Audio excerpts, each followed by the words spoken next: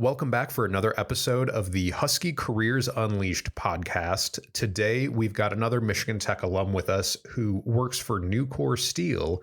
And to kick off this episode, she's going to introduce herself. Hi, I'm Jenna.Davids. I work for Nucor Insulated Panel Group. I graduated from Michigan Tech in 2019 with a civil engineering degree. Did you imagine with a civil engineering degree that you were going to wind up in the steel industry?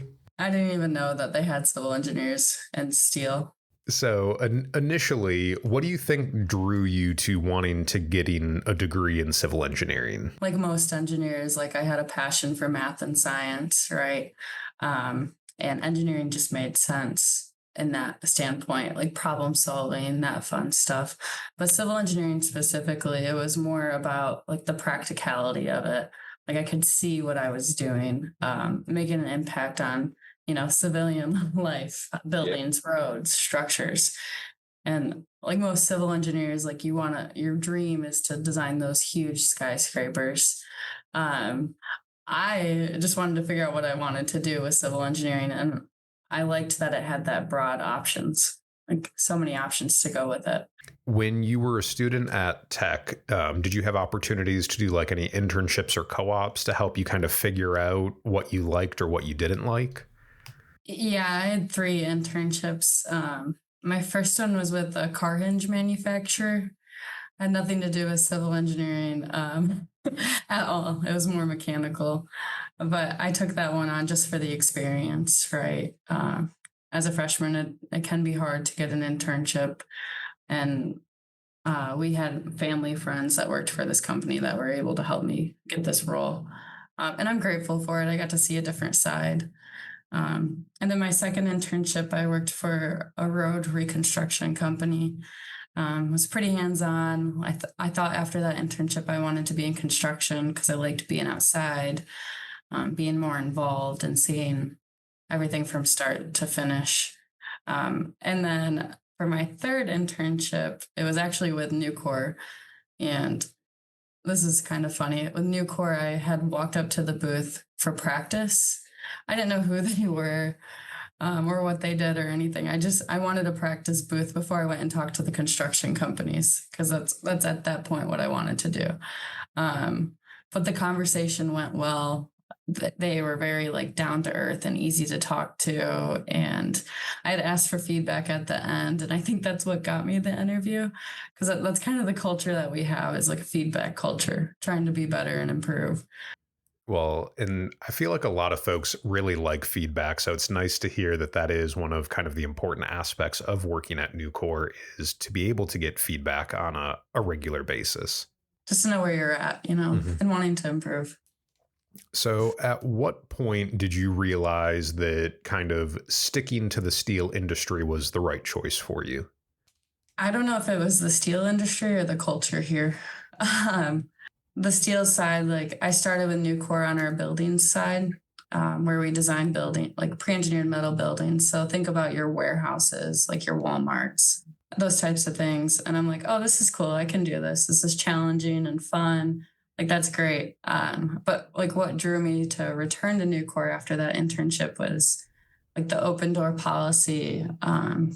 People actually treating me like a person, not just an intern, giving me the challenges. And I felt like I was actually making a difference on the team as an intern. So it was the culture for me. I don't know if it's the steel industry that I'm tied to. It's the people that I work with and what I do on the day to day.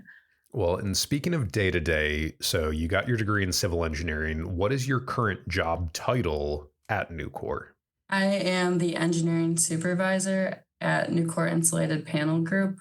So I started on the building side, designing buildings and then being a group leader for the buildings team. And then about a year ago, I transitioned over to the insulated metal panel side, which is like a facade of the building, steel foam steel. Being in steel was surprising, but then once I got into steel, thinking that I'd be on the IMP side was also surprising. From your perspective, what does a typical day look like going into work? I don't know what I'm going to do every day. It really just depends what problems walk into my door or people, what's going on.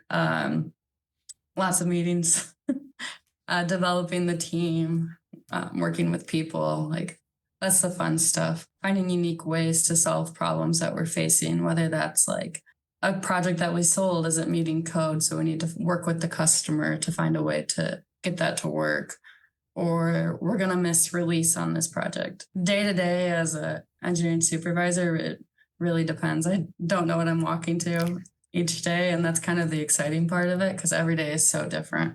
Every hour is different.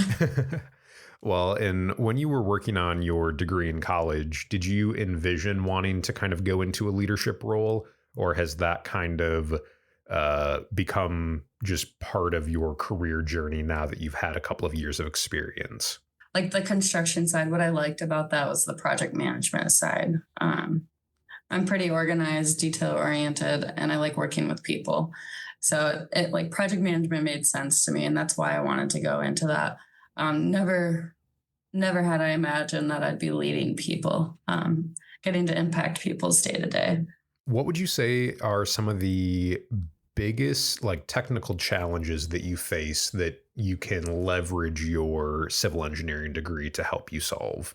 I would say like some of the technical challenges, and maybe this is more soft skill, and most of my day is more on the soft skill side, That's okay. but it's like helping customers understand like why we can't do things certain ways. My team handles most of that conversation. I'm more there for support, um, and helping them like think through the impacts to the business based on their decisions. Like we can't just cancel an order because that'll impact our business negatively, right?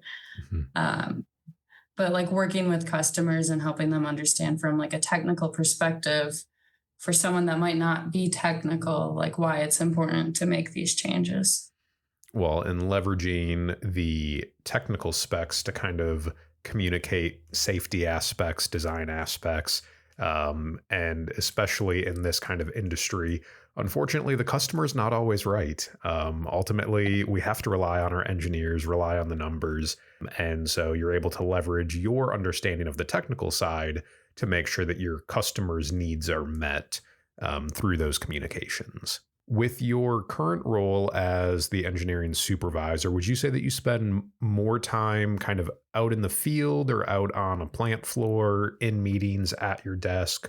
Where do you typically see yourself spending most of your time? Mostly in meetings or at my desk, to be honest with you. We have like a field services team that spends their time in the field. And then when we spend time in the plant, it's typically like for safety projects to help the plant be more safe in terms of like designing a cart or something like that. So it's mostly in meetings or at my desk, like planning like how we can improve as a team, how individuals can improve and providing feedback and all those that fun stuff.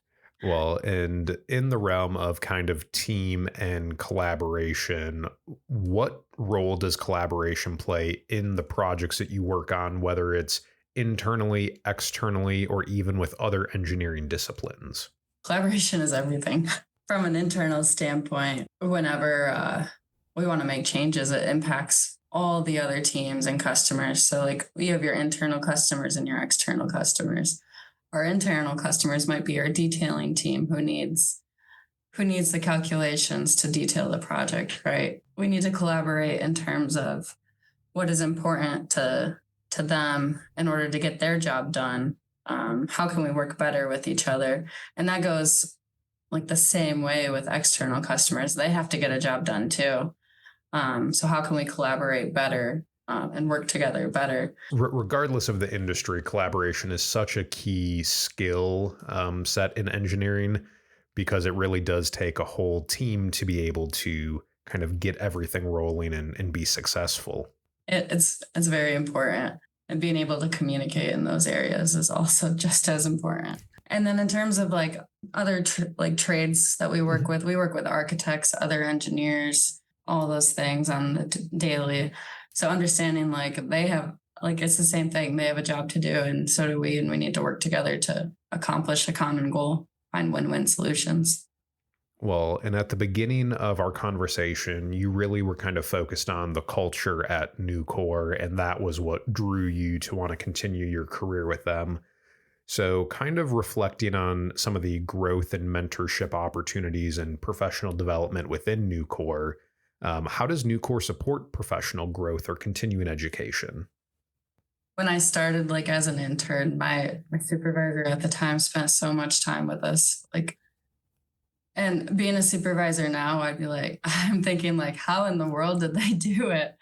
Um, so like that one-on-one mentorship is so like phenomenal. And then when I started full time up in buildings group, 6 months in, I had like a leader mentor me. Actually, my boss's boss at the time, he offered to mentor me from a leadership perspective. But then I also had like a peer mentor that was mentoring me on the technical side. So mentorship is one way. And then we have a ton of courses that you can travel to or take online that works on different skills, such as like business acumen or courageous communications. Like you name it, we probably have something for it. It's like the most amazing thing about Nucor is if you want to go after something, the resources will be there. You just have to own it and accomplish it. Well, in terms of mentorship, did those kind of come naturally for you, or is that something that you sought out once you started full time? There's people that you're naturally drawn to and connect with well. And if you're curious and ask questions a lot, then they'll tend to take on a mentor role. I definitely think you need to seek it out as well at the same time. Like if you want that like more formal mentorship, you seek it out and you put in the work and they'll put it in back and pour into you. It's one of the most rewarding things to have a mentor and then be able to become a mentor too for other teammates. Well, and that really plays into the networking opportunities that are available, especially early in your career, to take advantage of and connect with other team members within your organization. And like you said, really find that mentor who can kind of be a champion for you as you are navigating as a young engineer new to a field potentially. What would you say is one of the experiences you've had at Nucor that's helped you grow the most in your professional career? When I worked at the buildings group with Nucor, I had an opportunity to be an interim group leader for the team. And these were all my peers, mind you. So I was interim leading my peers.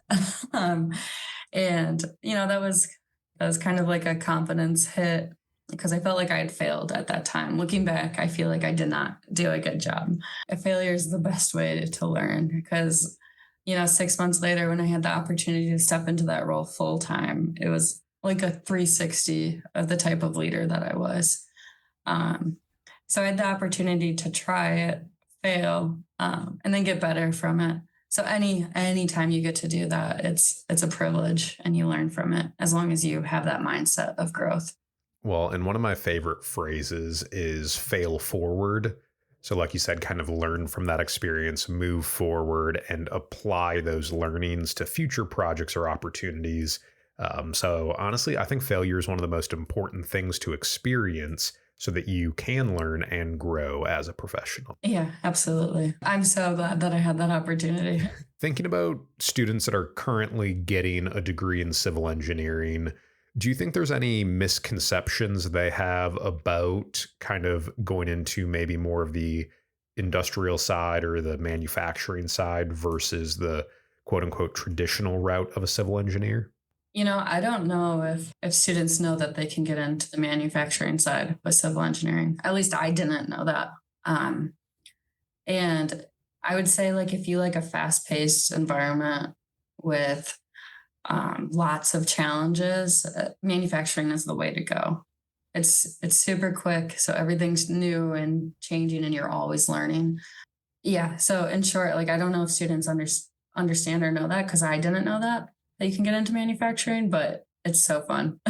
How would you say that working in manufacturing differs from kind of the traditional civil engineering, whether it's consulting or construction? On the construction side, you'll more than likely be more hands-on, less into the calculations, more in the day-to-day type planning. In the traditional side, you're going to spend way longer on a project. Like in building, when I was in the buildings side of it with Nucor, you could spend as little as 4 hours designing a full building. Most jobs, probably 40 hours. where in a traditional, you're probably spending a year, if I had to guess, 6 months to a year. I'm not sure. Like once you do those and you're like getting all those projects out, you feel so fulfilled in the work that you did. And there's more of a chance that you get to see a project and completion. I remember like counting my first year, I had done 100 buildings. I'm like, holy moly, I did 100 buildings. That's impressive. You've been with Nucor for a few years now. You've progressed to an engineering supervisor. What would you say is kind of like long-term career opportunities that you could continue to grow into with Nucor? There's so many opportunities you could go down. I think our CEO is an engineer. Like if that's something that you wanted to pursue, you could do that. Our recruiting lead for Michigan Tech is an engineer, and she spends most of her time on talent and hiring and recruiting. Like you could do anything within Nucor, and you don't even have to be an engineer at Nucor to have those opportunities. You just have to like set your mind to something and put in the work and find mentors and classes and whatnot, and you can accomplish whatever you want to accomplish. I'm still on the engineering side.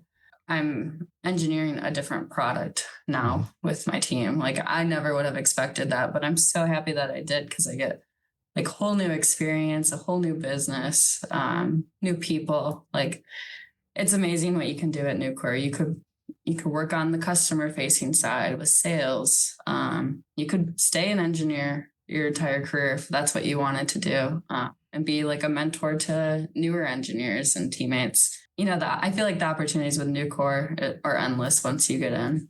You just have to put in the work and find the people on your side to help you get there. Well, and it's cool to hear that there's kind of engineers in all aspects of the higher leadership as well. And it really just goes to show that even though we come from a technical background, probably the most important thing engineers learn is their problem solving skills. And that's transferable to almost any position or opportunity. And so I love to hear that Nucor is kind of opening those doors and encouraging folks to kind of take on challenges with multiple ways to progress in their career. Yeah, it's amazing.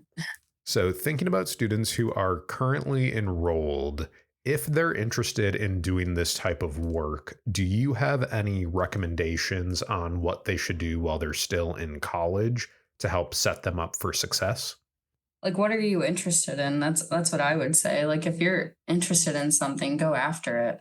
Like if you're interested on the construction side, take those classes. That's what I did, and I feel like I am more well-rounded as a building engineer or insulated metal panel engineer because I did explore those opportunities to understand the construction industry a little bit better at that time. And I know I'm not doing that now. Like I don't regret not taking all the structural engineering courses. You can learn that on the job, especially at Nucor, because we have that culture where we're trying to teach and learn together. And then extracurriculars, like definitely be involved. It's the same thing. It's gonna help you be more well-rounded in the long. Join Steel Bridge, join Concrete Canoe. What different student orgs were you involved with while you were a student at Tech? Yeah, I was part of SWE, Society of Women in Engineering, which is fun because now I get to go back to the national conference and recruit at it. And then I was also part of a sorority, Alpha Sigma Tau, which was so fun because we did the volunteering, then we had friendship, and we held each other accountable. Like it was great. Those were my two main ones. Earlier in school, like my freshman, sophomore year, I was part of the soccer club. It's definitely good to kind of mix some of those fun extracurriculars, professional extracurriculars, and get that balance because a lot of times when students are coming in, it may be their first time away from home. It may be overwhelming switching from a high school curriculum to a college curriculum. So having that network of support like you had through Greek life, as well as the professional connections through SWE, probably helped to make the entire experience a little bit more welcoming because you knew you had multiple circles of folks to rely on and ask for help if you ever needed it. Yeah, absolutely. And the other thing I would say is try an internship, like experience new ones. Go and like try something that you didn't think you would, like I did with the steel industry. and learn more about yourself in those industries, and it'll help you in the long term with whatever you decide to do in the future. What would you say is something that you've learned about yourself since going down this career path post graduation? I would say that I've learned like I can do anything if I set my mind to it and put in the effort.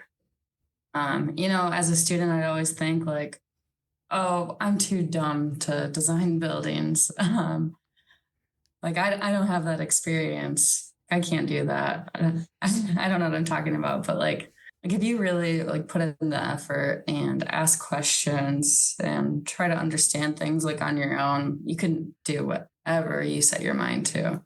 And you have to be passionate about it at the same time. I think that's really important to kind of figure out the route that you want to go, and realizing that as long as you're willing to put the effort in, you really can accomplish anything, and kind of the sky is the limit, which is awesome to hear. What would you say impact looks like in your role now, and how do you see that in your work? So I think my impact comes more with people. Like, let's say I have a teammate that has a problem and they don't know how to overcome said problem. Um, I think I make the most impact when I encourage them that they actually do know how to solve the problem, and I'm here to have their back with that. So like the help instilling that confidence in these teammates, like you know exactly what you're doing, you've been doing it, or you have a support system that can help you do that and solve that problem. So I think my impact comes in when I help my teammates like understand that they can accomplish things. They know what they're doing, and like challenges that they're facing, they can do them and knock them out of the park. I think that's where my impact comes into play.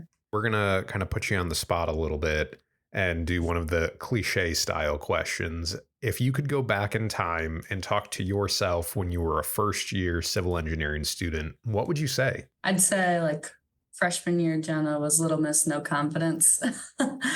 So I would say like you can do this.